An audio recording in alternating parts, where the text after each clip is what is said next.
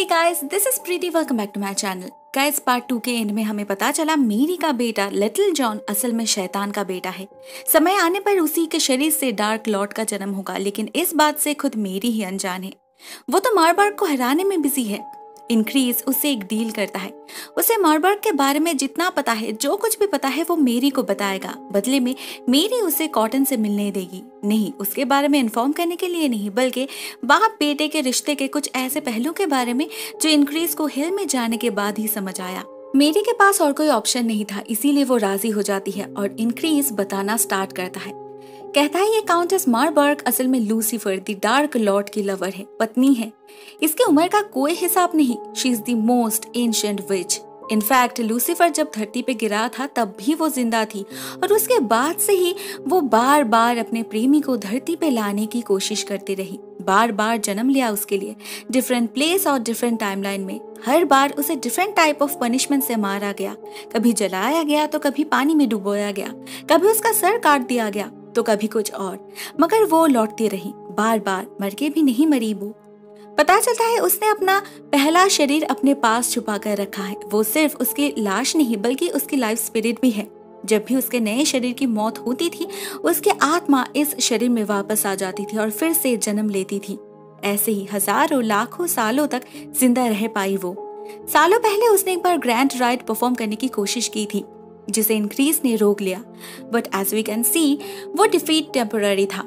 मेरी को अगर उसे हराना है तो उसे मारना होगा। सच में उसके उस एंशिएंट लाश को जलाना होगा। मगर वो कहाँ है, वो इंक्रीज अपने बेटे से मिलने के बाद ही बताएगा। इसके बाद हम कॉटन को देखते हैं। उसे सैमुअल अपने साथ क्रैक ले जा रहा था उन पॉइजनस लाशों की एंड रिजल्ट देखने। मगर उससे पहले ही उन्हें रास्ते पर ढेर सारे मरे हुए बर्ड्स दिखते हैं जो क्लियरली किसी अनहोनी की तरफ इशारा कर रहे थे। मगर सैमुअल कहता है ऐसे हादसे रेयर है बट अननेचुरल नहीं। फाइनली जब वो लोग क्रैक तक पहुंचते हैं, उस ब्लैक पिच में हेलफायर को जलते हुए देखते हैं, तब कॉटन 100% श्योर हो जाता है ये विचेस का ही काम है। नरक का दरवाजा खुलने वाला है बहुत जल्द and it will be the portal to hell. मगर इस वक्त भी सैमुअल उसे शांत रहने का सजेशन देता है। उसे खुद भी समझ आ रहा था ये सब कुछ नॉर्मल नहीं, लेकिन वो कॉटन के सामने कुछ एडमिट नहीं करता, उल्टा उसे अपना मुंह बंद रखने के लिए कहता है। मगर उसके जाने के बाद हम देखते हैं सैमुअल ने कॉटन से वो मैलम चुरा लिया है, जिसे खोलने पर अंदर उसे एक छोटी सी चीज मिलती है। सैमुअल उसे सोल्यूशन में डालता है और कंफर्म करता है यही है प्लेग की ओरिजिन। मतलब कॉटन बिल्कुल सही था, ये मैलम विचेस का ही डिवाइस है और उन लोगों ने ही प्लेग स्प्रेड किया है। लेकिन उसका इरादा कुछ सही नहीं लग रहा था। कॉटन जो पहले से इस सब के बारे में श्योर था, उसे टेंशन बहुत हो रहा था। वो जानता था इस पूरे पृथ्वी में बहुत जल्द विचेस का राज होने वाला है। ऐसे में इंक्रीज जाता है उससे मिलने। कहता है उसने ऑलरेडी कॉटन को हेल में जलते हुए देखा है।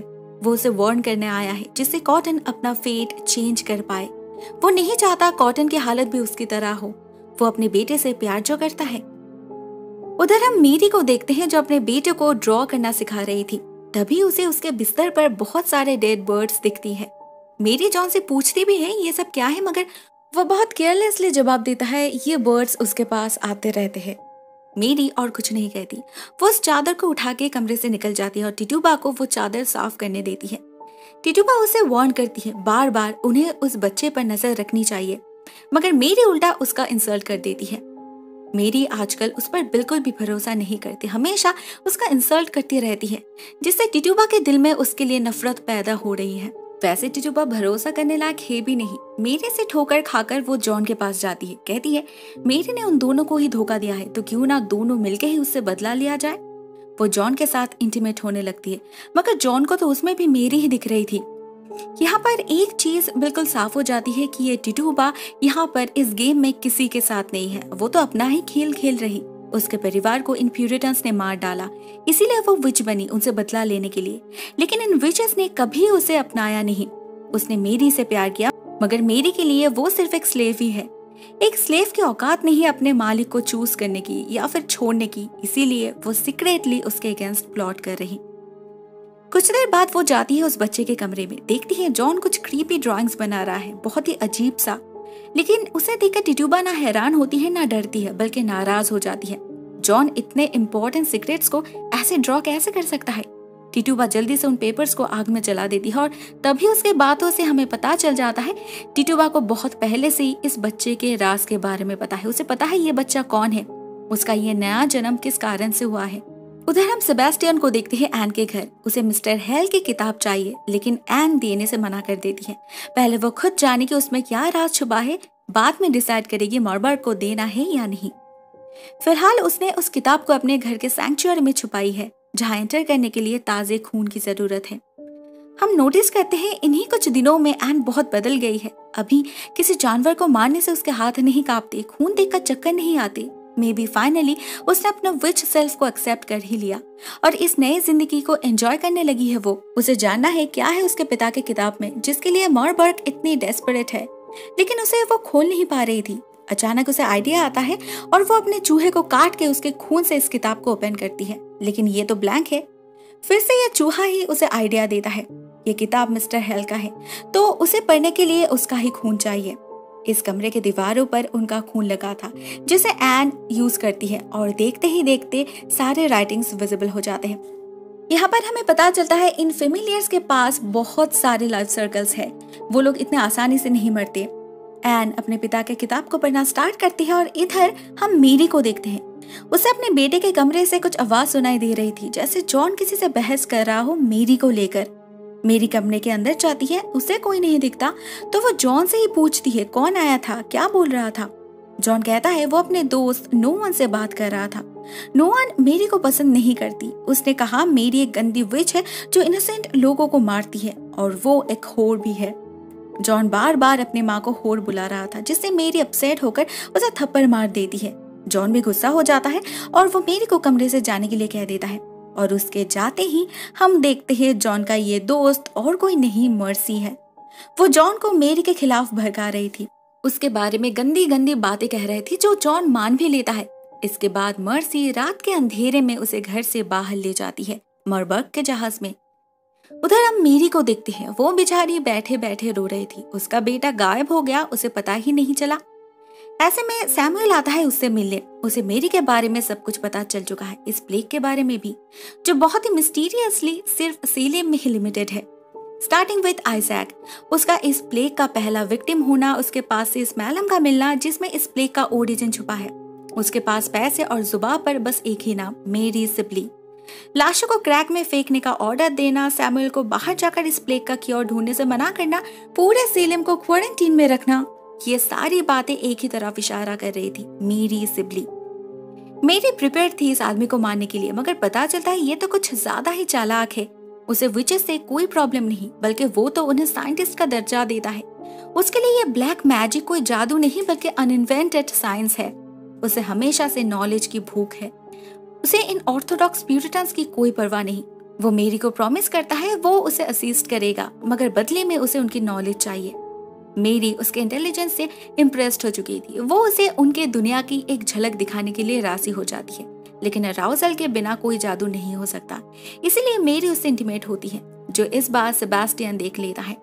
सैमुअल इस नॉलेज से इतनी फैसिनेटेड हो चुका था कि वो खुद को सबमिट कर चुका था मेरी के सामने कंप्लीटली। मेरी उसे उसके रिसर्च पेपर्स को जलाने के लिए कहती है। इसी वक्त वो सबूत है उसके विचक्राफ्ट का, उनसे किसी और को भी पता लग सकता है, जैसे कॉटन। आज उसने जो देखा क्रैक में, इसके बाद वो चुप तो नहीं बैठेगा, वो उतना भी बेवकूफ नहीं। सैमुअल मेरी को क्रैक के बारे में भी याद दिलाता है, उसका कुछ करना होगा, अगर किसी और ने देख लिया तो गड़बड़ हो जाएगा। सैमुअल निकल पड़ता है हॉस्पिटल की तरफ। इधर मेरी से मिलने आता है इंक्रीज। उसकी लास्ट विश पूरी करने के लिए मेरी को थैंक्स कहता है, साथ में ये भी इन्फॉर्म करता है कि मॉर्बर्ग के मॉर्टेलिटी का राज उसका कॉफिन उसके पास ही रहता है, मगर शिप में नहीं, बल्कि वो कॉफिन ही एक शिप है। मेरी कुछ समझ नहीं पाती क्लियरली, ना उसे समझाने का मौका इंक्रीज को मिलता है। उसका वक्त खत्म हो चुका था तो वो गायब हो जाता है। मेरी को पूरा जवाब तो नहीं मिला, मगर वो कॉन्फिडेंट है बाकी का सच वो खुद ही पता कर लेगी। नेक्स्ट मॉर्निंग मेरी अपने बेटे के लिए ब्रेकफास्ट लेकर ऊपर जाती है। उसे कमरे में जॉन तो नहीं मिलता बल्कि मॉर्बर्ग मिलती है। वो मेरी को बताती है उसका बेटा सिर्फ एक वेसल है। डार्क लॉर्ड के जन्म के लिए मेरी को उसे सैक्रिफाइस करना होगा अपनी मर्जी से। कल रात जब वो कॉमेट पृथ्वी के करीब आ जाएगा तो उसे हेल फायर से डार्क लॉर्ड का जन्म होगा। ये तो गर्व की बात है। मार्वर्क ने भी खुद सालों पहले अपने बेटे सेबेस्टियन को सैक्रिफाइस करने की सोची थी, वो तो नहीं हो पाया। अभी जब मेरी को यह इतना बड़ा ऑनर मिल रहा है, उसे तो खुश होना चाहिए। अगर वो राजी नहीं होगी तो मार्वर्क को मजबूरन लिटिल जॉन को अपने हाथों से मारना होगा। नेक्स्ट सीन में हम कॉटन को देखते हैं। वो अपने सोल को हेल फायर से बचाने का प्लान कर रहा था, सोच रहा था कैसे इन विचेस को हराया जाए। इतने में मिस्टर हथॉर्न आता है उसे अरेस्ट करने। उसे बॉस्टन से खबर मिली है कॉटन को सीलेम में आने से मना किया गया था। कॉटन उसे क्रैक के बारे में बताता है, कहता है यहाँ पर उसकी जरूरत है, अगर सेलेम को बचाना है तो उन्हें जल्द से जल्द कुछ करना होगा। हथॉर्न उस पर यकीन नहीं करता तो कॉटन उसे सैमुअल के पास ले जाता है। उसे क्या पता सैमुअल खुद इन विचेस के साथ जुड़ा है। वो हथॉर्न के सामने ऐसा रिएक्ट करता है एज इफ कॉटन क्या कह रहा है उसे कोई आइडिया ही नहीं। वो ये तक कहता है कि शायद कॉटन की दिमागी हालत ठीक नहीं। गुस्से में कॉटन हथॉर्न को लेकर क्रैक में जाने का डिसाइड करता है। सैमुअल भी जाता है उनके साथ और देखता है कहाँ वो ब्लैक पेज, कहाँ हेल ब्लड, यहाँ तो नॉर्मल लाश पड़ी है। कॉटन भी कंप्लीटली कंफ्यूज्ड हो चुका था। वो समझ नहीं पा रहा था सैमुअल झूठ क्यों कह रहा है। इसी का फायदा हथॉर्न उठाता है। वो कॉटन को सीलिम से बाहर भेज देता है बिना किसी को इन्फॉर्म किए, जिससे वो उसका खून कर पाए, और लोगों के बीच रूमर स्प्रेड कर देता है कि जंगल के रास्ते जाते वक्त लुटेरों ने उसे मार डाला। उधर हम मेरी को देखते हैं कंप्लीटली डेवास्टेटेड। सेबेस्टियन आता है उससे मिलने। वो नाराज था मेरी से। वो सैमुअल जैसे एक मामूली इंसान के साथ कैसे इंटीमेट हो सकती है। सेबेस्टियन मेरी से एक डील करता है, अगर उसे अपना बेटा जिंदा चाहिए तो सैमुअल को मरना होगा। इसी बीच वहां सैमुअल भी आ पहुंचता है, मेरी के जादू से हैरान। उसे और जानना है, यूनिवर्स की पूरी नॉलेज चाहिए उसे। वो इस नॉलेज के पीछे इतना पागल हो चुका था कि उसे सेबेस्टियन का कंस्पिरेसी समझ ही नहीं आया। वो उसके साथ खुशी खुशी क्रैक में जाने के लिए तैयार हो गया और सेबेस्टियन उसे धक्का देकर फेंक दिया हेल ब्लड में, उस ब्लैक बीच में। ये उसकी जेलसी थी। वो कितना भी प्रॉमिस क्यों न करे, मेरी को उस पर भरोसा नहीं था। मगर सबसे ज्यादा गुस्सा तो उसे टिटुबा पर आ रहा था।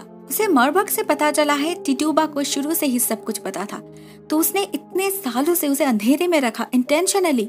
वो टिटुबा पर चाकू से हमला कर देती है और टिटुबा उसके हाथ से बचने के लिए कह देती है कि उसका पहला प्यार जॉन जिंदा है, मगर ये वो जॉन नहीं जिससे वो प्यार करती थी। मेरी उसकी और एक नहीं सुनती। उसी वक्त जॉन के पास जाती है, मगर जॉन की बातों से वो भी समझ जाती है उसका जॉन बदल चुका है। ये एक विच हंटर है जिसके दिल में विचेस के लिए सिर्फ नफरत है, स्पेशली मेरी के लिए। वही तो है मेन कल्प्रिट। इस दुनिया में अपना राज करने के लिए उसने बार बार धोखा दिया है जॉन को। मेरी उसे और कुछ समझाती नहीं, सिर्फ इतना कहती है, अगर तुम्हें मुझे मारना है तो मार डालो, सिर्फ हमारे बच्चे को बचा लो। जॉन पहले तो उसे बिलीव नहीं करता, मगर मेरी जब सब कुछ इन डिटेल्स बताती है, क्यों वो विच बनी, क्यों अपने बच्चों को सैक्रिफाइस किया उसने, कैसे बाकी विचेस ने उसे उसके बच्चे से 7 साल तक दूर रखा, कैसे टिटुबा ने उसे धोखा दिया, सब कुछ। तब जाके जॉन के लिए सब कुछ क्लियर हो जाता है। वो अपने बेटे के खातिर मेरी का साथ देने के लिए राजी हो जाता है। मेरी बताती है कल रात जब क्रैक हेल ब्लड से भर जाएगा तब मार्वर्क उनके बच्चे को सैक्रिफाइस करने वाली है। उसने मेरी को भी बुलाया है। वहां मेरी अपने बेटे को बचाने की पूरी कोशिश करेगी और जॉन को उसे हेल्प करना होगा। उन्हें बस एक ही मौका मिलेगा।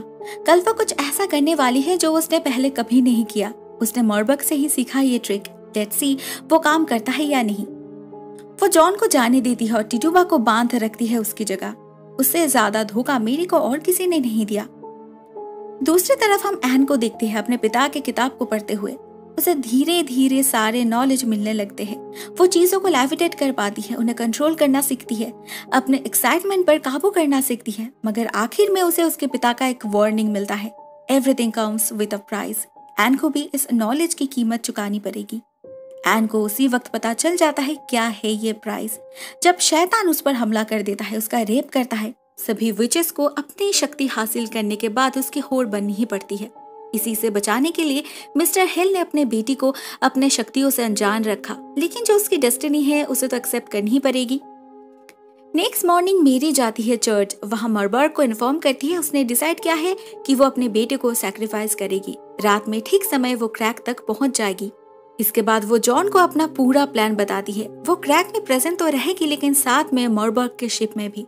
उसका इंस्टिंक्ट कह रहा है मार्वर्क की कॉफिन उसके शिप में ही होगी। मेरी जाएगी उसे ढूंढने, उसके बदले में मॉर्बर्ग उसके बेटे को छोड़ने पे मजबूर हो जाएगी और ठीक उसके बाद ही जॉन को, लिटिल जॉन को लेकर भागना होगा। कुछ भी करके उसे अपने बेटे के अंदर से डेविल को निकालना ही होगा। उसी सुबह हथॉर्न आता है एन को कॉटन की खबर देने। उसे लगा अब तक तो कॉटन के लाश को जंगली जानवरों ने खा भी लिया होगा, तो अभी एन सिर्फ उसकी है। लेकिन उसकी विश पूरी नहीं हो पाती। कॉटन खुद आकर साबित करता है कि उसका प्लान कंप्लीटली फेल हो गया। वो एन के सामने ये भी क्लियर कर देता है कि इस मिस्टर हथॉर्न ने ही उसे मारने का ऑर्डर दिया था। तो फिर वो बचा कैसे? फ्लैशबैक में हमें पता चलता है जब हथॉर्न के आदमी उसे जंगल में ले जाकर मारने की कोशिश कर रहे थे तो कहीं से जॉन आकर उसे रेस्क्यू करता है। उसे कॉटन की जरूरत है। जॉन चाहता है वो जॉन का, यानी कि उसके बेटे का एक्सॉर्सिज्म करे, मगर जॉन उसका बेटा है ये वो कॉटन को नहीं बताता। सिर्फ इतना कहता है अगर इस बच्चे के अंदर के डीमन को इन लोगों ने हरा नहीं पाए तो सब कुछ खत्म हो जाएगा। सेलिम में डार्क लॉर्ड का राज होगा। कॉटन सिचुएशन को समझ पा रहा था, मगर वो ये भी जानता था एक्सॉर्सिज्म कितना खतरनाक हो सकता है, उनकी जान भी जा सकती है। इसीलिए वो इस बैटल में एंटर करने से पहले अपना अधूरा काम पूरा करना चाहता है और इसीलिए वो एन के पास लौटता है उससे शादी करने के लिए। उसी दिन वो दोनों शादी कर लेते हैं। कॉटन अपना सब कुछ एन के नाम कर देता है और फिर निकल पड़ता है अपने मिशन में, मगर वो कहाँ जा रहा है ये वो एन को नहीं बताता। इसी बात का पता करने एन जाती है मेरी के पास। मेरी उसे कहती है वो काउंटेस मॉर्बर्ग के साथ एक जंग शुरू करने वाली है जिसमें कॉटन भी इन्वॉल्व्ड है। वो कॉटन को मारना नहीं चाहती, मगर काउंटेस उसे नहीं छोड़ने वाली। तो अगर कॉटन को बचाना है तो एन को भी इसमें हिस्सा लेना होगा, उसकी मर्जी हो या ना हो। उधर जहाज में मॉर्बर्ग लिटिल जॉन को सैक्रिफाइस के लिए तैयार करती है। वो क्लियरली सेंस कर पा रही थी उसका डार्क लॉर्ड इस बच्चे के अंदर है। शाम होते ही वो और सेबेस्टियन लिटिल जॉन को लेकर क्रैक की तरफ निकल पड़ते हैं। कुछ देर जाने पर उन्हें मेरी भी दिखती है, लेकिन वो समझ नहीं पाती वो असली मेरी नहीं, सिर्फ एक भ्रम है। असली मेरी तब तक पहुंच चुकी थी जहाज में। वो अपने शक्तियों से उस अनहोली सिगरेट को ढूंढ निकालती है, मगर उससे पहले उसे कई सारे केजेस दिखते हैं जिनमें छोटे छोटे बच्चों को बंदी बनाकर रखा गया था। मॉर्बर्ग के लिए ब्लड सप्लाई तो इन्हीं से होती है। मेरी उन बच्चों को आजाद कर देती है। एक आदमी उसे रोकने जाता है तो उसे अपने शक्ति से राख बना देती है। वहाँ एक पिंजरे में उसे आइजैक भी दिखता है जो कहता है मॉर्बर्ग अकेली नहीं, मर्सी भी है उसके साथ। मेरी उसी वक्त उसे भागने के लिए कहती है, मगर आइजैक अपने डॉली के बिना नहीं जाएगा। उस बेचारे को तो पता ही नहीं उसकी डॉली बहुत पहले ही मर चुकी है। आइजैक निकल पड़ता है उसके तलाश में और मेरी एंटर करती है उस सीक्रेट प्लेस में। वो उस कॉफिन को इजीली खोल पाती है, मगर मॉर्बर्ग के लाश को हाथ लगाते ही उसका पूरा शरीर जलने लगता है। फिर भी वो नहीं रुकती। जैसे तैसे उस लाश को बाहर निकालती है और जा पहुंचती है जंगल में। तब जाके मॉर्बर्ग को उसका प्लान समझ आता है, but it's too late now.